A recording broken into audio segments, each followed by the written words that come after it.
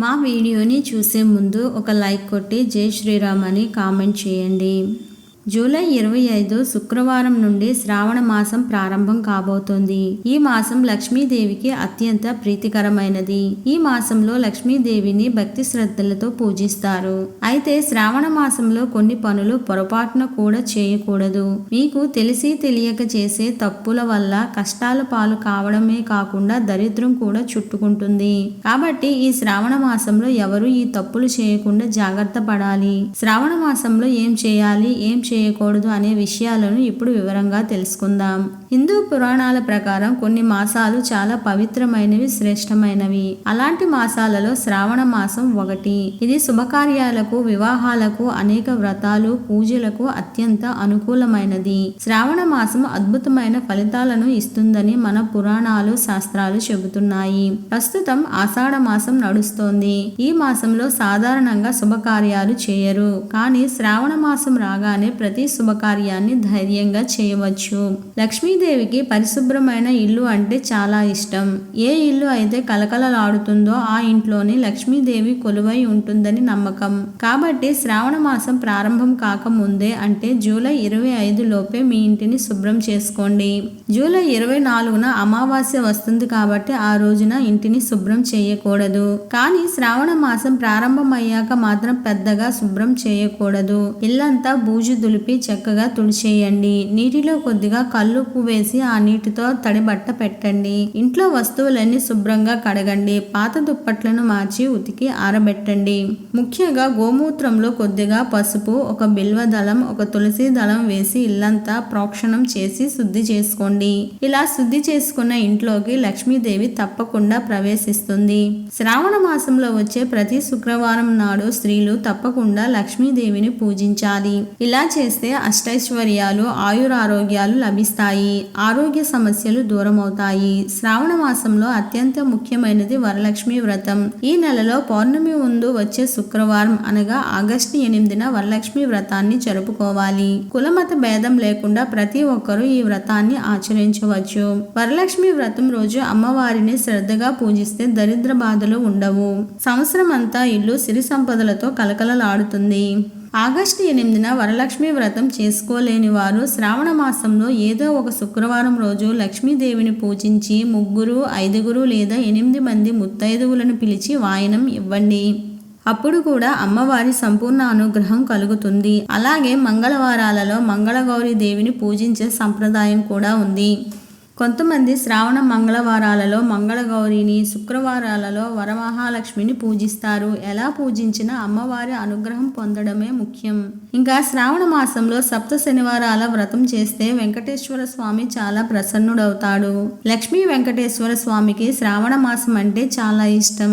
కనుక సప్త శనివారాల వ్రతాలు చేద్దాం అనుకునేవారు చేసుకోండి. లేదంటే శ్రావణ శనివారం రోజున వెంకటేశ్వర స్వామిని మామూలుగా ఆరాధించండి. శ్రావణ మాసం మొదలుకొని పూర్తయ్యే వరకు పూజా గదిలో ఆవు నెయ్యి దీపాలు వెలిగించండి. వెండి, ఇత్తడి కుందుళ్ళు లేకపోయినా మట్టి ప్రమిదలను ఉపయోగించవచ్చు.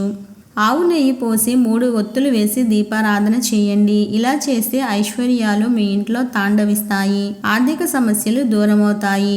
దీపారాధన చేసి గంధము, కుంకుమ, అక్షంతలు సమర్పించుకుంటే శని దోషాలు, శని బాధలు తొలగిపోతాయి. శ్రావణ మాసంలో వచ్చే 5 శుక్రవారాలలో లక్ష్మీదేవికి తామర పువ్వులు లేదా కలువ పువ్వులను సమర్పించి కనకతార స్తోత్రం చదివి కుంకుమార్చన చేస్తే అఖండ రాజయోగం సిద్ధిస్తుంది. లక్ష్మీదేవి వారి ఇంట్లో కొలువై ఉంటుంది. శాస్త్రాల ప్రకారం శ్రావణ మాసంలో కొన్ని పనులు పొరపాటున కూడా చేయకూడదు. లక్ష్మీనారాయణులను విడదీయకూడదు. చాలా మంది లక్ష్మీదేవి ఫోటోలను మాత్రమే పూజిస్తారు. కానీ అలా చేయకూడదు. లక్ష్మీదేవి, నారాయణుడు ఒకరికొకరు ప్రాణం. అందుకే వారిని ఎప్పుడు విడదీసి పూజించకూడదు. లక్ష్మీదేవి మాత్రమే కావాలి, నారాయణుడు వద్దు అనుకుంటే లక్ష్మీదేవి మీ ఇంట్లో ఉండదు. శ్రీమన్నారాయణుడు ఒక్కడే చాలు, లక్ష్మీదేవి వద్దు అంటే నారాయణుడు కూడా వెళ్ళిపోతాడు. కాబట్టి శ్రద్ధాభక్తులతో నారాయణుడు లేదా లక్ష్మీ వెంకటేశ్వరులు కలిసి ఉన్న ఫోటోలను పూజించండి. వారిద్దరు ఫోటోలు లేదా విగ్రహాలు లేకపోతే శ్రావణ మాసం వచ్చేలోపు తప్పకుండా తెచ్చుకోండి. ఈ శ్రావణ మాసంలో ఎట్టి పరిస్థితుల్లోనూ మాంసాహారం తినకూడదు. వీలైనంత వరకు సాత్విక ఆహారమే తినాలి. ఇంట్లో వారు మాంసాహారం లేకుండా ఉండలేకపోతే మీరు వారికి వండి పెట్టండి. కానీ మీరు మాత్రం మాంసాహారం తిని పూజించకండి. స్త్రీలు సాధ్యమైనంత వరకు ఈ నెలలో మాంసాహారాన్ని మానేయడం చాలా మంచిది. కనీసం పూజలు చేసే రోజుల్లో, అలాగే శ్రావణ శుక్రవారాలు, మంగళవారాలు, సోమవారాలు, ఆదివారాల్లో మాంసాహారం తినకుండా ఉండండి. శ్రావణ మాసం నెల రోజుల పాటు ఒక కాయగూరను కూడా తినకూడదని శాస్త్రాలలో ఉంది. శ్రావణ మాసంలో అసలు పొట్లకాయను తినకూడదు. కాదని తింటే దోషాలు కలుగుతాయి, అనారోగ్య సమస్యలు వస్తాయి, లేనిపోని కష్టాలు కూడా వస్తాయి, దరిద్రం చుట్టుకుంటుంది. శ్రావణ మాసంలో ప్రతిరోజు సూర్యోదయం కంటే ముందే నిద్రలేచి ఇల్లు వాకిలిని చక్కగా శుభ్రం చేసి ఇంటి ముందు కల్లాపు జల్లి ముగ్గులు పెట్టండి. ప్రతిరోజు తులసి కోట దగ్గర దీపం వెలిగించి తులసి మాతను పూజించండి. తులసి చెట్టులో ముక్కోటి దేవతలు కొలువై ఉంటారు. శ్రీమన్నారాయణునికి తులసి మాత అంటే చాలా ప్రీతి. శ్రావణ మాసంలో తులసి పూజ చేస్తే తులసమ్మ అనుగ్రహం కలుగుతుంది. ఎవరైనా స్త్రీలు వచ్చి తాంబూలం పుచ్చుకోవడానికి పిలిచినప్పుడు నెలసరిలో ఉన్న స్త్రీలు మాత్రం తాంబూలం తీసుకోవడానికి వెళ్ళవద్దు. అది మంచిది కాదు, దోషాలు కలుగుతాయి. సీతాఫలం, దానిమ్మ పండు ఈ రెండు లక్ష్మీదేవి నివాస స్థానాలని పురాణాల్లో చెప్పారు. అందుకే శ్రావణ మాసంలో దానిమ్మ గింజలు లక్ష్మీదేవికి సమర్పించి ప్రసాదంగా స్వీకరించండి. లేదా సీతాఫలం అమ్మవారికి సమర్పించినా కూడా లక్ష్మీ కటాక్షం సులభంగా సిద్ధిస్తుంది. లక్ష్మీ స్వరూపులైన స్త్రీలు శ్రావణ మాసంలో నుదుటిన బొట్టు లేకుండా అస్సలు ఉండకూడదు. లక్ష్మీ ప్రీతికరమైన ఈ మాసంలో సాయంకాలం దీపాలు పెట్టిన తర్వాత పాలు, పెరుగు, వెన్న వంటివి ఎవరికి చేతితో ఇవ్వకూడదు. ముఖ్యంగా మగవారు ఎంతో పవిత్రమైన శ్రావణ మాసంలో మద్యంని విడిచిపెట్టాలి. వర్షాలు ఎక్కువగా పడుతూ ఉంటాయి కాబట్టి అనారోగ్య సమస్యలు రాకుండా ఇంటిని పరిశుభ్రంగా ఉంచుకోవాలి. కనీసం వారానికి ఒక్కసారైనా ఇంట్లో ధూపం వెయ్యాలి. ఈ శ్రావణ మాసంలో చెడు మాటలు మాట్లాడకుండా, చెడు పనులు చేయకుండా ఉంటే లక్ష్మీదేవి దీవిస్తుంది. శ్రావణ మాసంలో స్త్రీలు కంటతడి పెట్టకూడదు. లక్ష్మీదేవికి ఇష్టం లేని పూలతో అంటే ఉమ్మెత్త పువ్వులు, బంతి పువ్వులు, వాసన లేని పూలు అమ్మవారికి పూజ చేయకూడదు. నిద్రపోయేటప్పుడు తడి కాళ్లతో నిద్రించకూడదు. మగవారు భోజనం చేసేటప్పుడు వస్త్రాలు లేకుండా భోజనం చేయకూడదు. మంచం మీద కూర్చొని భోజనం చేయకూడదు. ఈ మాసంలో ఇంట్లో పండ్లు కుళ్ళిపోకుండా చూసుకోండి. ఎవరి ఇంట్లో అయినా పండ్లు కుళ్ళిపోతే ఆ ఇంట్లో లక్ష్మీ అనుగ్రహం తగ్గిపోతుంది. చాలా మంది ఇళ్లలో రాత్రిపూట సింక్ లో గిన్నెలు వేసి వదిలేస్తూ ఉంటారు. ఉదయం పూట వాటిని కడుగుతూ ఉంటారు. కానీ శ్రావణ మాసంలో మాత్రం మీ ఇంట్లో ఉన్న అన్నం తిన్న గిన్నెలను రాత్రిపూట సింక్ లో ఉంచకూడదు. ఎప్పటికప్పుడు కడిగేసుకోవాలి.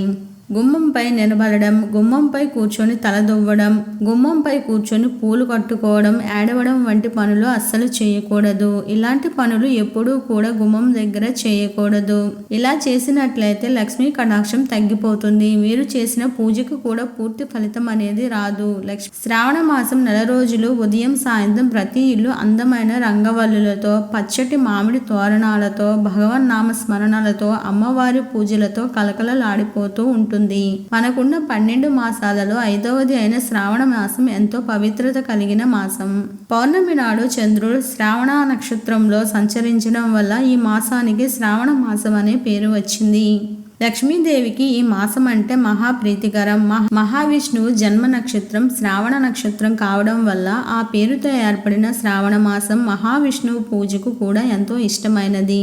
ఈ మాసంలో అనేక పూజలు చేస్తారు. ఎన్నో శుభకార్యాలు, పెళ్లిళ్ళు, వ్యాపారాలు, మంచి పనులు అన్ని కూడా ఈ నెలలో చేయడం వలన శుభ ఫలితాలను ఇస్తాయని అందరూ నమ్ముతుంటారు. ఈ నెలలో అనేక వ్రతాలు కూడా చేస్తారు. ఈ మాసంలో ఆచరించే ప్రతి పూజకు తగిన ప్రతిఫలం ఉంటుందని పండితులు చెబుతున్నారు. శ్రావణ మాస ప్రారంభంలోపు ఇంటికి తెచ్చుకోవలసిన వస్తువులు. శ్రావణ మాసం ప్రారంభమయ్యేలోపు ఈ 8 వస్తువుల్లో ఏ ఒక్క వస్తువును ఇంటికి తెచ్చుకున్న 7 తరాలకు సరిపడా ఐశ్వర్యం వస్తుంది. కుబేరులుగా మారిపోతారు. లక్ష్మీదేవి మీ ఇంటికి వస్తుందని పండితులు చెబుతున్నారు. ఈ వస్తువులన్నీ తెచ్చి పూజ గదిలో పెట్టుకోవడం వలన ఈ మాసంలో మీరు చేసే పూజలకు అధిక ఫలితం వస్తుంది. లక్ష్మీదేవి అనుగ్రహంతో మీ కష్టాలన్నీ కూడా తీరిపోతాయి. వద్దన్న ధనం వచ్చి పడుతుందని పండితులు చెబుతున్నారు. ఈ మాసంలోపు కనీసం 3 నవలీకలను ఇంటికి తెచ్చుకొని పూజా గదిలో పెట్టుకుంటే మీ ఇంట్లో ఉన్న అశాంతి, నరఘోష, నరదృష్టి అన్నీ కూడా పోతాయి. లక్ష్మీదేవి మీ ఇంటికి వస్తుంది. శ్రీకృష్ణ పరమాత్మకు, వెంకటేశ్వరునికి, సుబ్రహ్మణ్య స్వామికి, లక్ష్మీదేవికి నమలీకలంటే చాలా ఇష్టం. నమలీకలు లక్ష్మీదేవికి త్వరగా ప్రసన్నం చేసుకుంటాయి. శ్రావణ మాసంలో చేసే పూజలకు తొందరగా ఫలితం వస్తుంది. ఈ మాసం మొదలయ్యేలోపు ఒక ఆవు దూడ ఉన్న చిన్న విగ్రహాన్ని ఇంటికి తెచ్చుకొని పూజా గదిలో పెట్టుకుంటే చాలా మంచిది. గోమాతలో సకల దేవతలు కొలువై ఉంటారు కాబట్టి ఆ విగ్రహానికి పాలతో అభిషేకించినట్లయితే లక్ష్మీ అమ్మవారి అనుగ్రహం పరిపూర్ణంగా సిద్ధిస్తుంది. శ్రావణ మాసంలోపు దక్షిణావృత శంఖాన్ని తెచ్చుకుని పూజా గదిలో పెట్టుకుంటే ఐశ్వర్యం వస్తుంది. శంఖాలు సముద్రంలో దొరుకుతాయి. సముద్రం అంటే లక్ష్మీదేవి పుట్టినిల్లు. శ్రీమన్నారాయణుడు లక్ష్మీదేవికి సోదరులు అవుతాయి కనుక ఈ శంఖం అష్టైశ్వర్యాలను కలుగజేస్తుంది. వెనక్కి తిప్పినప్పుడు పసుపు రంగులో ఉండే గవ్వలను లక్ష్మీ గవ్వలు అంటారు. ఈ లక్ష్మీ గవ్వలను కనీసం 9 అయినా సరే ఈ మాసంలో వచ్చేలోపు తెచ్చుకుని పెట్టుకోవాలి. ఎలాంటి కలహాలు రాకుండా ఉంటాయి. దంపతుల మధ్య ఐక్యం పెరుగుతుంది. గోమతి చక్రాలు తెచ్చుకొని పెట్టుకుంటే ఈ ప్రపంచంలో ఉన్న అన్ని గోవులను పూజించిన ఫలితం వస్తుంది. ఈ గోమతి చక్రాలు లక్ష్మీదేవికి చాలా ఇష్టం కాబట్టి శ్రావణ మాసం వచ్చేలోపు 9 గోమతి చక్రాలను తెచ్చుకొని ఒక ప్లేట్లో వేసి పూజా గదిలో పెట్టుకోండి. ఖచ్చితంగా లక్ష్మీ కటాక్షం సిద్ధిస్తుంది. శ్రావణ మాసం వచ్చేలోపు కొన్ని తామర గింజలను తెచ్చుకొని పూజా గదిలో పెట్టండి. తరతరాలకు తరగని ఐశ్వర్యం వస్తుంది. పూజా స్టోర్లో చిన్న అద్దం, దువ్వెన, పసుపు, కుంకుమ, గాజులు, కాటుక వంటివి చిన్న ప్యాకెట్లో వేసి అమ్ముతారు. వీటిని నలుగు సామాను అంటారు. ఇది లక్ష్మీదేవికి చాలా ప్రీతి కాబట్టి ఈ నలుగు సామాన్ను శ్రావణ మాసంలో కొని తెచ్చుకుని పూజా గదిలో ముగ్గు వేసి ఆ ముగ్గు మీద పెట్టండి.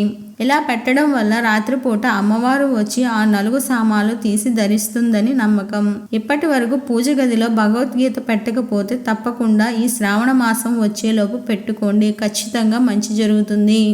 మా వీడియో కనుక మీకు నచ్చినట్లయితే ప్లీజ్ లైక్ చేసి మీ ఫ్రెండ్స్కి షేర్ చేయండి. అలాగే మా వీడియోస్ మీకు వెంటనే చేరాలంటే మా ఛానల్ని సబ్స్క్రైబ్ చేసుకోండి.